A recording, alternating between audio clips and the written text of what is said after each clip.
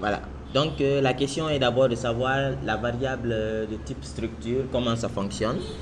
Donc pour ce faire, on va reprendre. On va créer une variable école. Oh, non, on va dire une variable élève qui est de type structure. D'accord?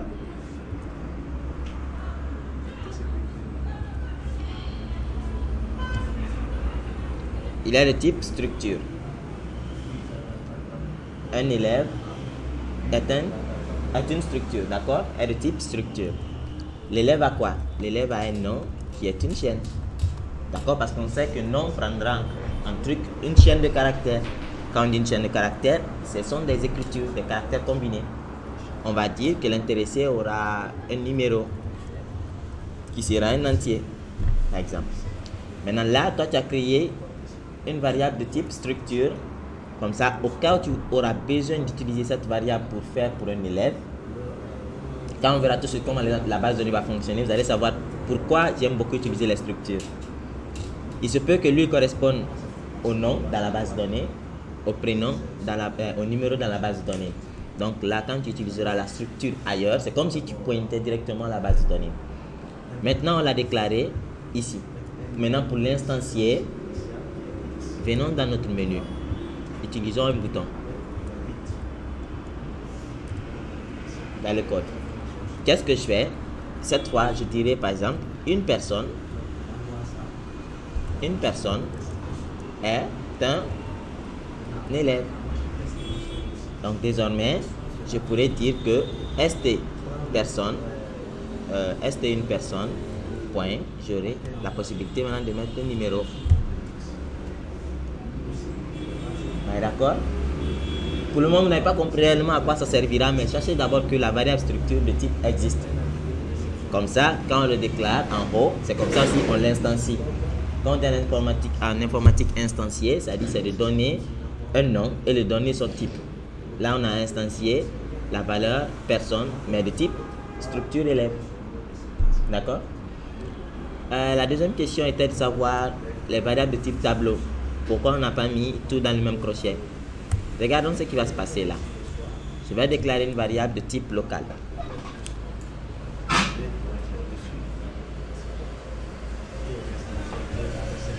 Je vais déclarer une variable de type local. Cette variable, pour déclarer une variable de type local, il faut déclarer la variable dans la fenêtre, à l'initialisation de la fenêtre. Quand on fait clic droit, on dit code, on est dans la fenêtre, à l'initialisation de la fenêtre. N'est-ce pas? Donc là, voilà ce qui se passe. On a dit que la structure de la variable type tableau, lui, peut contenir plusieurs valeurs. Mais on a dit que si on dit par exemple date est un tableau de type, de quel type? C'est un tableau qui va contenir quoi? Des chaînes. C'est ce que je veux. On l'a instancié. D'accord? On va l'affecter. C'est-à-dire, si on dit affecter, c'est de mettre maintenant du contenu dans cette variable. Donc, je vais dire Jeta c'est égal à. J'ouvre le crochet parce qu'on a dit que on ne peut pas ajouter un contenu dans un tableau sans mettre dans un crochet. D'accord? Ça, c'est la première règle. Maintenant, si je fais griffe parce que c'est une écriture que je veux mettre, je dis par exemple lundi. C'est incohérent, mais je vais mettre seulement lundi. Si je mets virgule ici, selon vous, je suis dans la même chaîne de caractères. Ou bien, parce que ceux-là se liront en un coup. Donc quand tu indexes, il n'y aura que 1. C'est pour cela, je sortais de cela et mettre virgule pour continuer. En programmation, si c'est d'autres, c'est un point virgule, mais Windev, c'est virgule. Pour passer au suivant. Donc là, on a mis lundi. Là, ça fait premier caractère. Si on revient derrière, on peut mettre encore mardi. Ça fait deuxième. D'accord?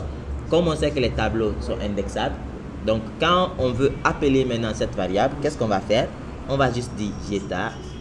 Cette fois-ci, on ne mettra pas égal parce que ce n'est pas l'affectation. On l'appelle. Pour appeler, on met juste le nom.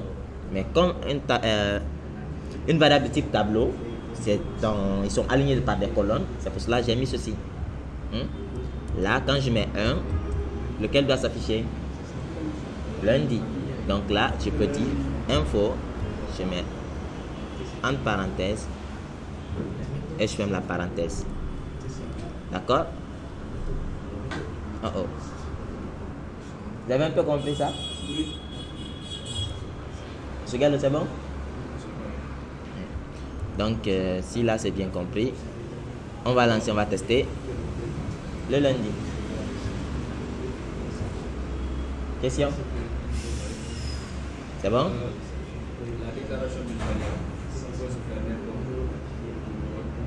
N'importe. N'importe où. Par exemple, sur un bouton, si on veut déclarer une variable, par exemple, Oui. on peut le déclarer au niveau de l'initialisation du bouton, ou bien sur le texte du bouton, ou bien sur le second du bouton, on peut le déclarer n'importe où. Évidemment, c'est ce qu'on a parlé hier. On a même pris l'exemple de la table, du cahier et du bic. D'accord? Seulement, il faut savoir quoi. Imaginons ça, c'est le projet. Si on déclare dans le projet, à l'initialisation du projet, ça veut dire que c'est une variable globale. N'est-ce pas? Maintenant, ça, c'est la fenêtre. La fenêtre peut accéder à tout ce que la table fait parce que le cahier est sur la table. N'est-ce pas? Donc, si je déclare là, c'est global. Si je déclare dans la fenêtre, c'est local. Mais je peux déclarer dans un bouton aussi. Mais cette fois, c'est accessible que dans le bouton. Hors du bouton, non. Le bouton peut être là. Par exemple, ce bouton. Si je déclare une variable ici, si je ne suis pas dans le bouton, je viens par exemple dans la fenêtre, je ne peux pas voir cette variable. Ça, j'ai compris. Je dis, par exemple, aller au niveau du code du bouton. Ça, on a l'initialisation du bouton. Oui. On a le clic sur le bouton. On peut avoir d'autres paramètres. Par exemple, le symbole du bouton. Oui. Maintenant, je demande si on déclare par exemple au niveau de l'initialisation, on déclare une chaîne de caractères. Au niveau du bouton, partout là, on peut l'utiliser ou bien Au niveau du bouton, oui. Que ce soit là, on le déclare. c'est le bouton. Mais il faut que lui, quand même, il soit en haut du code qui doit l'utiliser. Par exemple, si je dois utiliser la variable test et que je commence à écrire en haut ici, info, test, ben, selon vous qui j'appelle. En tout cas, c'est pas lui là quand même j'appelle, hein, parce que je suis avant. Quand on déclare une variable, qu'est-ce que la machine fait? Il prend le truc, il le garde. Quand tu as besoin, il te donne. Mais si tu appelles quelque chose que la machine n'a pas, il ne va pas le faire. Même si je mets S-test, c'est le même nom. Mais pourquoi ça ne prend pas? Eh bien, la machine ne sait pas d'abord. Parce que la programmation, c'est la procédure. Regardez, ça commence en haut, ça descend. Tant que quelque chose ne bloque pas, il continue à descendre. C'est bon? J'espère là c'est bon, n'est-ce pas? Donc là maintenant on va parler un peu de l'analyse ici. D'accord? Ça c'est la base de données. On a juste parlé un peu... Ah, on n'a pas fini de parler hier des opérateurs de comparaison. Ok. Mais d'accord, on va voir l'analyse, après on va se retourner là-bas. Donc l'analyse, pour la première fois quand on le touche, si tu n'avais pas précisé que tu utilisais une base de données depuis le départ, pour la première fois on va te demander le nom de l'analyse, la bouteille qui va contenir tout ce que tu vas faire. L'analyse, il est là, il va recevoir tes bases de données dedans. Les bases de données sont constituées des tables. Donc là, si j'avais une description à donner, j'aurais dû le donner, par exemple pour me guider, pour dire que voilà, c'est l'analyse de tel projet, qui parlait de tel, tu pouvais faire cette description ici. Là, j'ai fait suivant. On me dit quel type de base de données j'utilise. Et ça, c'est en local. Ça, c'est en serveur appartenant à WinDev. Ça, c'est Hyperfile SQL, ça appartient à WinDev. Celui-là aussi, c'est client-serveur, ça appartient à WinDev. Celui-là, idem. D'accord? Maintenant, ceux-là, les SQLite, d'autres connaissent. Si par exemple, tu maîtrises la technologie SQLite, tu peux l'utiliser comme base de données. Il n'y a pas de problème. Par exemple, MySQL, si on a le temps, on verra ça quand même. On va créer une application qui prend ses sources dans MySQL au lieu que ça prenne là. Parce que là, c'est gratuit, tu n'as rien à dépenser. Mais là, soit toi-même tu crées ton propre serveur, ou soit tu achètes un serveur. L'avantage si tu payes ton propre serveur, c'est comme si tu as un hébergement. Pour toi-même, tu peux héberger autant d'applications et de sites que toi tu fais avec Windev, WebDev ou Windev Mobile. Même des sites WordPress, tu peux héberger. Mais bon, c'est pas ton objectif. Ton objectif, c'est d'héberger ce que toi tu programmes. Ou bien ce que d'autres programmeurs font, toi tu aides à héberger ceci. Et si d'autres en ont des cartes Visa, ou bien peuvent payer des cartes, ils payent, je peux les louer un serveur pour un an. Avec 1 euro ou 2 euros. Là, ils peuvent tester tout ce qu'ils veulent faire. Donc, on va prendre celui du local parce que là, on n'a pas besoin d'internet. Suivant. Local, ça n'a pas besoin d'internet, hein? C'est un local, voilà. Donc, on me demande la nouvelle description de fichier. Ici, on me demande de sélectionner parmi les fichiers prédéfinis. Ici, on me demande si ça existait déjà, de l'importer. Là, par exemple, si je le touche, ils vont me proposer des bases de données, des fichiers de données, par exemple, pour faire des actions possibles, pour des facturations, pour des agendas, pour un client. Par exemple, je prends un client, je dis suivant. Vous voyez toutes ces tables qu'il va créer pour moi, les fichiers à l'intérieur de notre fichier de données. L'idée, l'action, l'idée et l'adresse, idée du client, civilité, contact, etc., etc. Si je voulais, je pouvais dire suivant, il va me créer ceci. Regardez. Il est en train de me le créer. Il m'a créé le client, l'adresse de facturation, l'action possible, l'agenda. Ça, j'ai pris ce qui existait. J'ai juste dit que je voulais qu'il me donne quelque chose qui existait. Mais moi, je vais les supprimer. Pour les supprimer, je les sélectionne, je clique sur Delete. D'accord? Là, on va créer un nouveau fichier de données en cliquant sur Nouveau. Par exemple, là, on va créer quelque chose de simple. Je suis en train de faire un tout petit projet. Le projet consiste à quoi? C'est du covoiture. Toi, tu dois descendre en ville.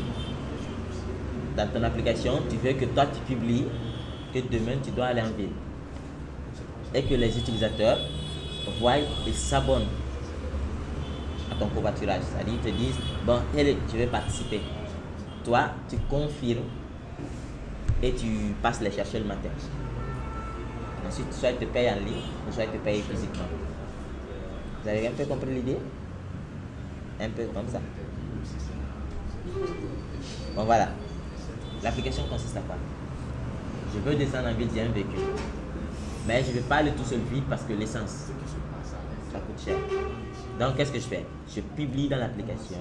Je veux partir avec d'autres personnes qui vont dans la même direction que moi. Donc, qu'est-ce que je veux? Je voudrais que ceux qui sont intéressés cliquent sur la publication et disent je suis intéressé. Moi, je confirme. Ensuite, je vois leur itinéraire. Demain, je vais aller chercher. Vous avez compris ça? Donc là, par exemple, si on a un projet similaire, qu'est-ce qu'on fait? On prend d'abord un papier. Calmement, on ne se presse pas. Là, quelqu'un va me prendre un papier, 2 papiers là.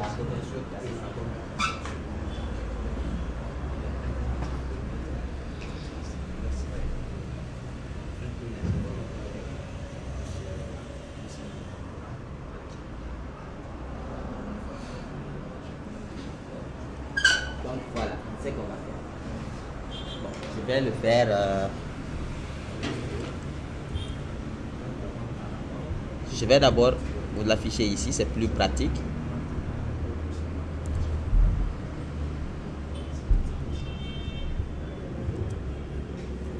Donc là, quand on parle de cela, dans notre application, vous avez compris un peu l'idée générale? De quoi et quoi on a besoin là?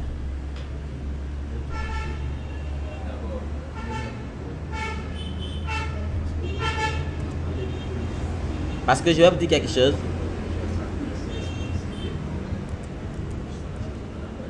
Quand vous avez un projet comme ça, comprenez d'abord qui a besoin de quel service.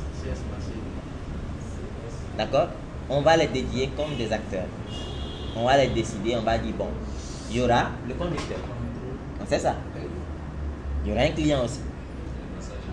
Un passager. N'est-ce pas? Il y aura les deux. Donc qu'est-ce qu'on fait?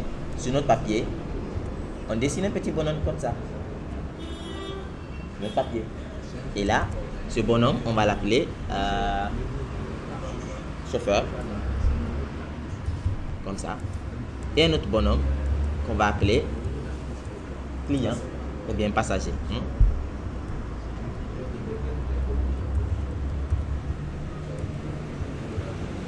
avec ce diagramme de cas d'utilisation.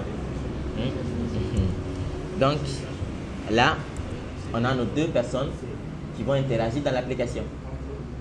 Quand vous avez un programme à faire, c'est pour ça que je vous ai dit, ne sautez pas directement dans le code.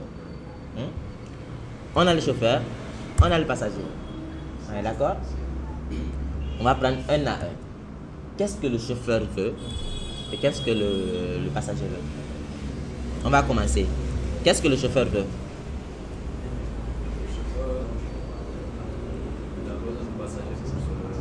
Voilà, un, il a besoin de passagers. Mais un, en faisant quoi? En publiant. En publiant d'abord son offre. Donc, on va taper là, on dit publier offre. Et ce que, par exemple, c'est les besoins de la personne qui met, mais les besoins clés, hein. Conduire la voiture, on ne peut pas mettre ça dans, comment on appelle ça, dans l'application, parce que de toute façon, l'application ne va pas conduire. Mais l'application est capable quand même de publier l'offre. Vous connaissez ça, c'est du UML, hein? Vous connaissez un peu? D'accord. Donc, c'est l'occasion d'apprendre un peu.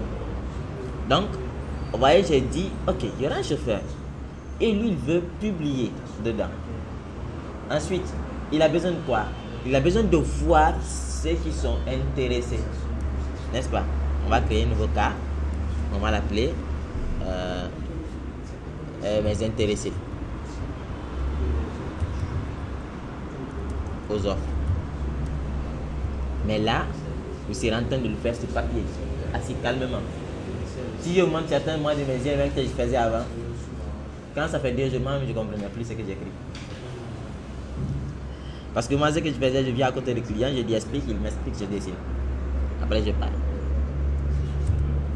D'accord? Et l'avantage de ça, c'est quoi? Chaque partie que vous voyez là correspondra à une nouvelle fenêtre, à une nouvelle fonctionnalité. Quand je vous dis tout de suite là, faites-moi une application de gestion d'école, vous allez tomber directement pour inscription, réinscription. Alors que tu ne sais même pas ce que l'autre veut d'abord. Ou bien tu vas faire une application, forcément qu'il manque quelque chose. Manque. Quand vous regardez l'application des blancs, souvent vous allez voir tout est complet dedans. Tout. Difficile de voir. C'est comme si je joue Facebook. Qu'est-ce que tu vas dire que Facebook n'a pas mis? Tu vas t'asseoir, tu vas regarder ça. Pour regarder, tu ne vas pas voir. Parce que qu'est-ce qu'ils ont fait? Ils ont regardé ce que les gens veulent faire. Ils ont tout listé. Et ils continuent progressivement à mettre à jour. Donc c'est ce même truc qu'ils font. Mais seulement plus approfondi. Donc, il peut publier, il peut voir ses intéressés. Mais en plus, est-ce que s'il publie, voir ses intéressés, il peut faire quoi encore? Il veut faire quoi plutôt? Ou bien on peut se limiter là tout court. Il peut publier, il peut voir, parce que c'est que son objectif c'est quoi? Le matin, en partant, avant d'arriver, il dit demain je vais en ville. Ceux qui sont intéressés disent je suis intéressé. Lui il confirme les intéressés et demain il passe les trouver. Donc il aura besoin aussi de confirmer.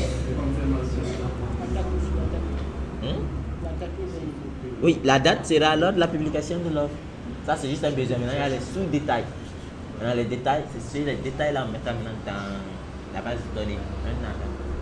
Donc là, confirmation intéressé.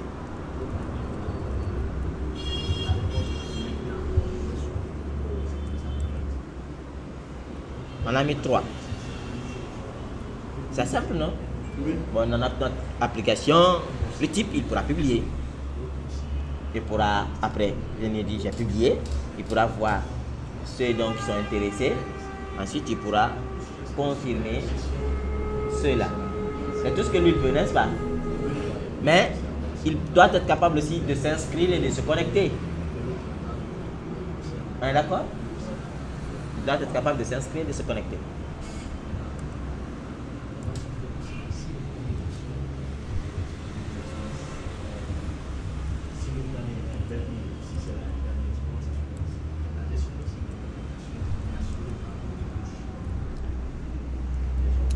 Donc, là, ceux-là devaient être en haut au lieu d'être là.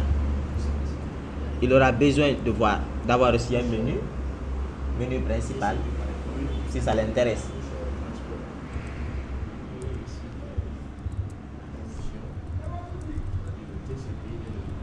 Selon vous, à quoi correspond ça? Ce qu'on est en train de faire, à quoi ça correspond?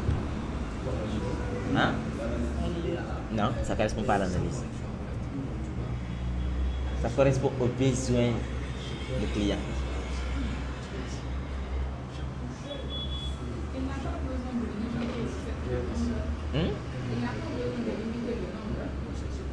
Limiter le nombre. Si par exemple la voiture chante 5 personnes, Oui. si la 6e personne tente De rentrer, il va refuser. Ça, on fera ça dans la programmation. En publiant, on mettra là-bas nombre de places, tout ça. Il y a certains facteurs. Ici, d'abord, on a mis les besoins. C'est comme quand toi, tu veux faire une soupe. Quand tu viens, tu ne vas pas le demander. Et si j'ai plus, ça ne prend pas. Les trucs là, d'abord, pour le moment, on les laisse après. Là, qu'est-ce qu'on fait? Je veux. Les je veux là, on le cite. Ça, c'est le besoin de l'utilisateur. Et souvent, ce besoin nous permet de créer une autre interface. On aura une interface de menu principal, de s'inscrire, de se connecter, de confirmer, de voir les intéressés, de publier les offres. Et tout ça, la première personne qui sera capable, c'est un chauffeur. Et déjà, on a deux types de restrictions. Dans notre application, tu peux t'inscrire comme un chauffeur, comme tu peux t'inscrire comme un client. Ça va un peu? S'inscrire comme un chauffeur. Hein? S'inscrire comme un chauffeur. Oui. Ça, c'est lui qui a développé l'application. Oui. Il sera le chauffeur. Non. Toi, utilisateur, toi, tu peux t'inscrire aujourd'hui, tu dis je suis chauffeur. Mais il y aura des critères. Par exemple, pour l'inscription, on dira, tu peux t'inscrire, mais si tu n'as pas de véhicule, tu ne peux pas faire publication. Et si tu as un véhicule, si tu ne mets pas les pièces, tu ne peux pas publier. Si je comprends bien, il développe d'abord une application. Voilà. Pour lui, pour cette raison. Voilà. Mais quelqu'un d'autre peut utiliser cette même application pour faire l'application. Voilà. Souvent, on ne fait pas une application pour toi-même, toi seulement. Souvent. Souvent, on fait, sauf les applications pour garder son propre argent, même ça. Même ça, beaucoup de personnes peuvent utiliser parce que c'est pas forcé que parce que toi tu utilises, tu vas voir ce que je fais. On est d'accord? Donc, ça, maintenant, qu'est-ce qu'on fait? Si c'était sur papier, il faut mettre des flèches. D'accord? On a deux types de flèches. Des flèches directes et des flèches d'inclusion. Par exemple, on a des flèches, je vous explique vaguement pour que vous compreniez. Hein? On a des flèches tout droit. Par exemple, ici, on a les flèches d'association. Ça veut dire quoi? Il peut faire ça. D'accord? Il peut faire ça. Donc, on va commencer. Qu'est-ce que l'utilisateur peut d'abord? Il peut s'inscrire. Il n'y a pas de problème pour ça. Maintenant, chaque chauffeur a au moins un inscrit? Ben non, pas forcément. N'est-ce pas? Mais chaque inscription a un chauffeur. Forcément, en t'inscrivant, il faut au moins que tu sois soit chauffeur ou client. Est-ce que s'inscrire est contenu dans chauffeur ou bien chauffeur est contenu dans inscrire? Non. À partir de chauffeur, on peut accéder à s'inscrire? Est-ce que quand un chauffeur travaille, il est entré dans le menu, est-ce que je dois accéder après à inscrire encore à nouveau étant connecté? Logiquement, non. Suivant. Donc, on donne quelle portée? À partir de s'inscrire, comment on va appeler un chauffeur? En s'inscrivant, comment on va appeler le chauffeur? On va juste l'appeler, ou bien utilisateur en cours. En cours. Ou bien utilisation en cours. Parce qu'il n'est pas devenu d'abord chauffeur. Il est en train de s'inscrire. On est d'accord jusque là-bas? Et les accès. Vous connaissez les accès quand même? Public. Chef? Accès public. Oui, mais c'est pas public privé. Hein? Public, c'est quoi? Tout le monde peut voir. Tout le monde peut avoir accès. Tu es d'accord? Et privé? Que? Ok, là où il est. Dans la case là où il est. Et protégé? C'est pas tout le monde qui peut voir. Oh! Non, ça veut juste. Voilà, dans les champs et dans les champs parents. C'est-à-dire un champ parent, c'est quoi? On peut faire les mêmes choses. Donc chacun peut accéder à tel truc, mais vous allez comprendre ça un peu plus loin. Donc du point de vue chauffeur, quel est le rôle de s'inscrire? Bon, ça c'est juste des questions que tu te poses toi-même. Hein? C'est des questions que tu te poses. Normalement, ces questions, vous devez les écrire. Quand vous voulez faire votre UML, vous répondez après votre question. Vous auto-répondez. D'accord? Donc là, qu'est-ce qu'on va dire? On va dire authentification. Et là, on va dire user. Parce qu'on va appeler ici, en se connectant, on va l'appeler chauffeur. Hein? Donc voilà une liaison entre eux. Et vous savez ce que ça veut dire, non? 0, 1, 1. C'est la cardinalité. Donc, il peut s'inscrire, il peut se connecter. Maintenant, il peut accéder au menu principal. Mais, est-ce qu'on peut accéder, il peut publier ça, accéder au menu principal?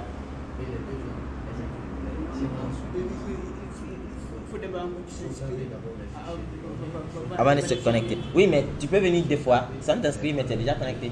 Parce que tu avais déjà un compte. Mais, menu principal. Est-ce qu'on peut publier sans venir dans le menu principal?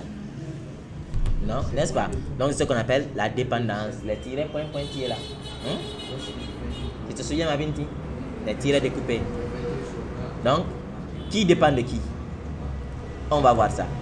Publier une offre utilise le menu. Là.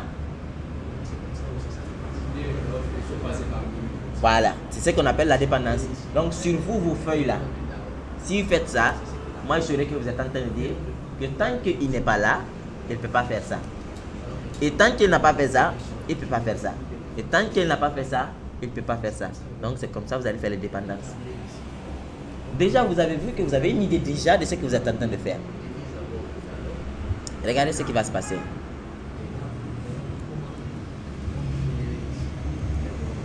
Publier offre utilise, non, mais intéressé utilise publier offre. C'est-à-dire tant qu'il ne va pas l'autre, il ne peut pas continuer.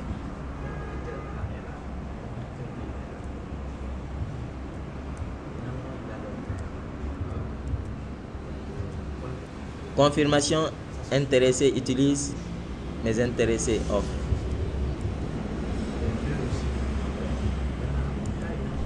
C'est bon? Vous avez compris ce que je veux dire un peu? Lui là, il sera capable de ça et ça. D'accord? Maintenant, lui aussi, est-ce que tu peux voir le menu principal sans te connecter? On ne peut pas.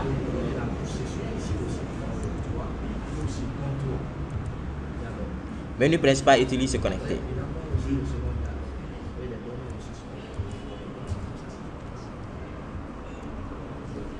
Un diagramme de cas d'utilisation. Cela, c'est juste pour voir les besoins, pour afficher et schématiser les besoins. Il permettra aussi de pouvoir faire notre interface, de connaître la dépendance de chaque fenêtre vers l'autre. Question? On n'a pas mis d'abord pour le passager parce qu'on sait que le passager pourra s'inscrire, se connecter, mais le passager pourra aussi participer à l'offre. Donc, on va mettre nouveau cas. Cette fois-ci, on va dire postuler à une offre. Et là, nous avons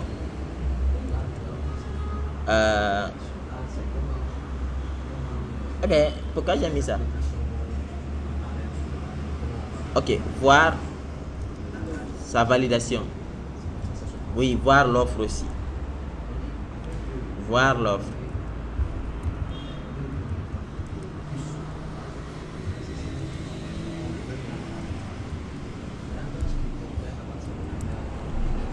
C'est bon? D'accord, jusque là. Donc lui aussi, vous faites les mêmes utilisations. D'accord? Il peut s'inscrire, il peut se connecter. Quand il se connecte, il peut tomber sur le menu principal. Et lui, son menu principal, il ne peut pas postuler sans voir ça. Il ne peut pas voir sans passer par là ou bien sans postuler. Il ne peut pas voir l'offre s'il n'était pas dans le menu principal. Oui. Étant un passager, j'ai déjà un accord. Une prochaine fois, je voudrais être un chauffeur, par exemple. faudra encore créer avec ce même compte, je pourrais faire une publication d'une offre par exemple. Ben, ça dépend. Maintenant là, si par exemple il a ce besoin, on peut rajouter aussi ce besoin. Maintenant, après, tous ces besoins, on les transforme maintenant en pratique. Est-ce que là c'est bon? Donc quand vous avez un projet, vous savez un peu comment schématiser d'abord le vœu du client.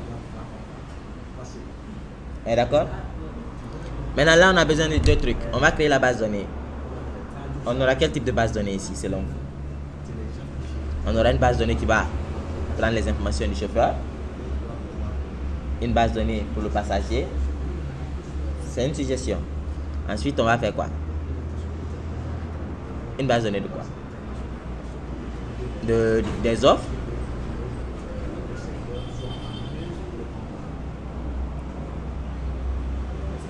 On peut mettre deux options. Première option, on peut créer juste pour le moment un client. Dans le client, on met deux choix. Il peut être chauffeur, comme il peut être passager. Un utilisateur. Nouveau fichier de données. Créer un fichier de données. On donne quel nom? Ou bien on va dire utilisateur. Ça c'est à nous, hein? Ça, personne ne voit ça. On prend celle du local. Il est là. Maintenant pour les utilisateurs, on a besoin de quelle information et de quelle information? L'identifiant automatiquement généré par Windev. Voilà l'identifiant. On aura besoin du nom.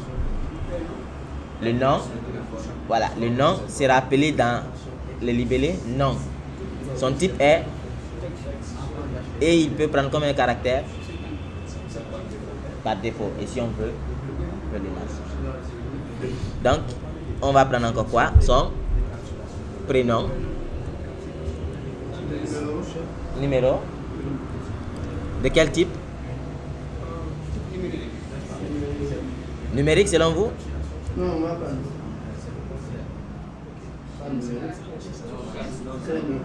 Hein?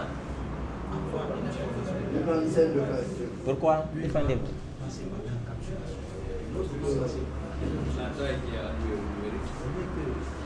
Non, la taille ne compte pas.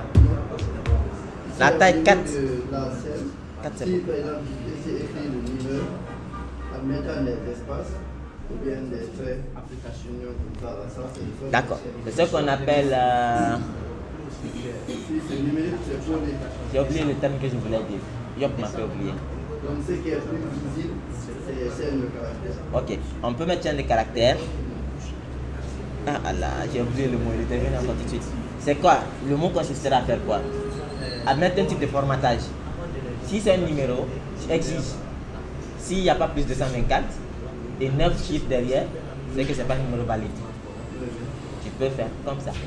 Ou bien s'il n'y a pas d'espace entre eux, c'est pas valide. J'ai oublié le terme. Bon, on va voir. Comme de toute façon, on va le voir. On va le mettre alors en chaîne. Après, on va faire ces conditions-là. On va mettre sa photo. De quel type? Aïe, aïe, aïe. Image. On appelle image. Elle est où? Son, image et binaire. Là, c'est pour les images, les sons. Qui a fait jouer une fois un son en Windev? Faire jouer un son en Windev.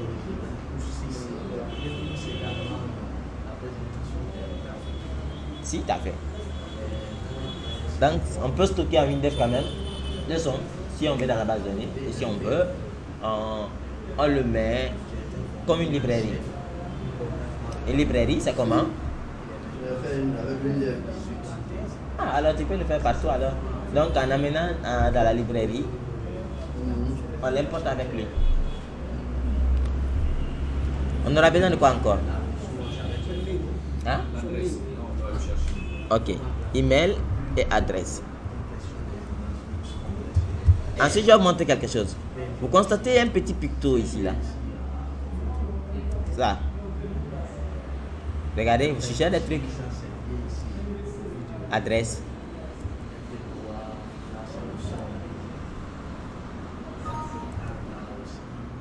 Je peux toucher ce picto pour qu'il me donne encore une autre idée. Si c'est un adresse IP, je voulais. J'ai l'adresse IP. Il m'aide juste. Ce petit picto, il est comme ça. Comme la civilité, on va le mettre.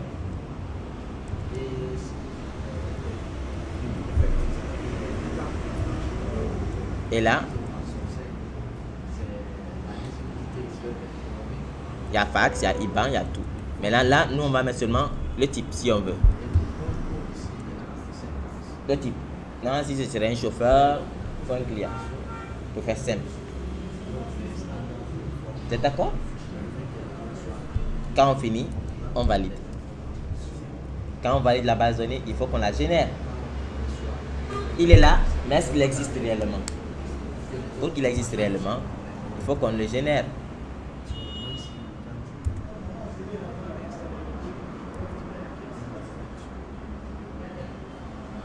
Il est généré, donc désormais, je peux accéder à cette base de données.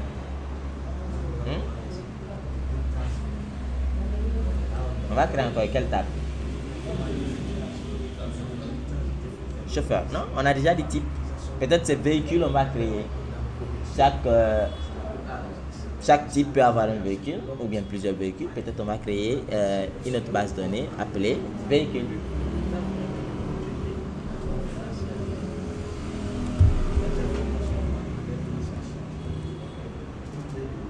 Qu'est-ce qu'on a besoin de savoir sur le véhicule?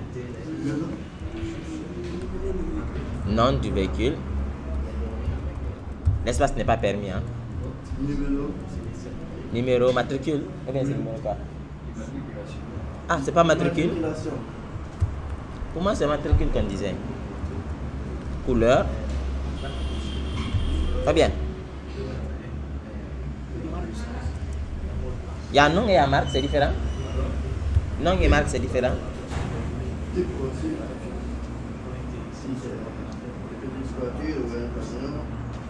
Ok, on va mettre type.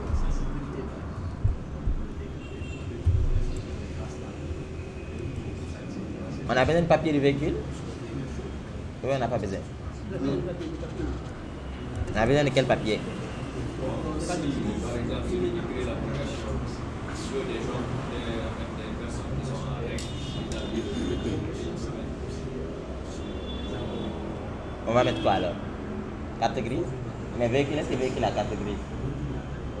Ah bon? Ok, on va mettre ça. Carte grise, c'est que c'est gris. C'est bon? Tout ce que je vous ai expliqué, n'oubliez pas le type. Si la taille vous gêne, augmentez.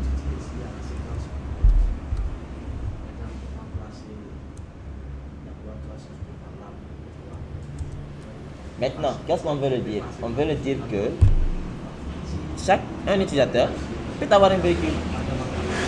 Mais on ne peut pas acheter un véhicule sans qu'il ait un utilisateur. Un utilisateur peut être là, mais sans véhicule.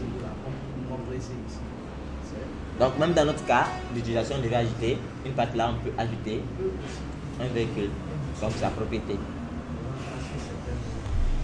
Qu'est-ce qu'on va faire maintenant? On va mettre une liaison entre les deux. Une liaison entre utilisateur et véhicule. Et très simplement, on répond aux questions. Chaque utilisateur a au moins un véhicule. Chaque véhicule a au moins un utilisateur. Ils disent oui, n'est-ce pas? Oui. Chaque utilisateur peut avoir plusieurs véhicules. Oui. Chaque véhicule peut avoir plusieurs utilisateurs. Ah oui. plusieurs utilisateurs. L'utilisateur peut être un chauffeur ou un passager. Oui, mais toi et moi, on peut avoir les mêmes véhicules. Je prends ton véhicule. C'est pour nous deux. En matière d'appartenance. Par rapport à la réalité aussi. Par rapport à l'appartenance, c'est une seule personne. Donc la clé ID utilisateur va courir vers là. Qui a compris pourquoi? Parce qu'on a dit que l'utilisateur peut avoir plusieurs marques. Donc, Il synchronise aussi. la carte d'identité 0N0, normalement c'est la carte d'identité de la plus grande migre vers la carte d'identité. Ça, c'est une vérité. Pourquoi l'idée rentre là-bas? À quoi servira cette clé? À quoi servira la clé? Identifier par rapport à un véhicule, identifier son propriétaire. Exemple. Par exemple, si on a l'idée de l'utilisateur au niveau du véhicule, la référence, l'identifiant de l'utilisateur nous permet de référencer l'utilisateur qui appartient. Donc, je comprends bien. On ne peut pas acheter un véhicule sans que l'idée de l'utilisateur vienne. Non, on ne peut pas acheter un véhicule sans que l'autre nous donne son idée, son identifiant. Quand je vais, toi par exemple, voilà le micro là. Si toi tu veux dire que le micro là t'appartient, il faut que tu me donnes ton idée et que je donne à celui-là. Je pense bien, vous êtes sûr? Dans la base de données, il y a un véhicule, il faut un utilisateur. C'est non seulement donc forcément l'utilisateur, le véhicule appartiendra à un utilisateur. Donc c'est vrai. Voilà ce qui est caché derrière. Imaginons tout de suite. Je vais vous afficher quelque chose. S'il accepte, hein? Imaginons. Voilà le véhicule qu'on va mettre là. Ça, c'est le véhicule. Voilà des utilisateurs.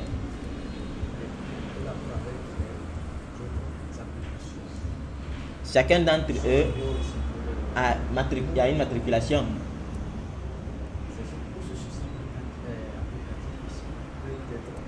Un, 2 et 8. Le véhicule là, il n'y en a pas pour le moment de véhicule. Mais s'il y en avait un véhicule Mercedes, comment nous on saura que Mercedes appartenait à 1 ou 2 ou 8? C'est pour cela, voilà, c'est pour cela l'identifiant migre. Donc quand l'utilisateur là veut un jour acheter un véhicule, qu'est-ce que nous on fera? On prend son idée lors de l'enregistrement, on l'amène ici. En ajoutant Mercedes, il y aura l'idée 8 de l'utilisateur à côté de lui, dans une case ID. D'accord? Là c'est l'idée, là c'est véhicule. D'accord? C'est grâce à ce 8 là que nous on saura que ça appartient à celui-là. Si c'était 2 qui étaient là, ça serait appartenu à lui là. On va expliquer encore devant. Donc là, est-ce qu'on interdit la suppression d'un utilisateur qui a un véhicule? Si un utilisateur a un véhicule, est-ce qu'on doit le supprimer? Et règle de modification, est-ce qu'on peut modifier l'idée d'utilisateur? L'idée d'un utilisateur. Vous savez, les idées, les identifiants, c'est quelque chose qui s'incrémente lui-même, c'est pas nous qui mettons. Quand on enregistre, il met 1. On enregistre un deuxième, il met 2. On enregistre un troisième, on met 3. Si on supprime le troisième, lui, il ne prendra pas 3. Hein. Il continue. 4, 5. Donc, on interdit la modification. Sinon, si, par exemple, le numéro 3 avait 10 véhicules, après toi, on te donne matricule numéro 3, c'est que c'est pour toi les 10 véhicules. Ou bien, si mon idée est égale à 3 et que j'ai 10 véhicules qui ont les mêmes idées que moi, 3, 3, 3, c'est que ça m'appartient. Imagine que tu me supprimes et que tu mets une autre personne comme 3. C'est lui qui prendra ma place. Voilà ce que je dis. Comme ça s'incrémente, c'est ce qui évite tout ça. Donc, nous, on évite de modifier parce que si on modifie, on met une idée qui existe déjà, et bien ça fera autre chose. Donc voilà la cardinalité. Qui peut interpréter ça? Maintenant,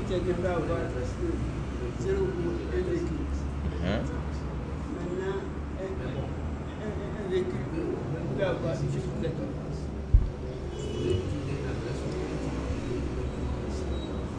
l'analyse, on a mis quoi? L'utilisateur et le véhicule. Ça va, ma Binti? Ça va? Il n'y a pas de question? Qui a une question?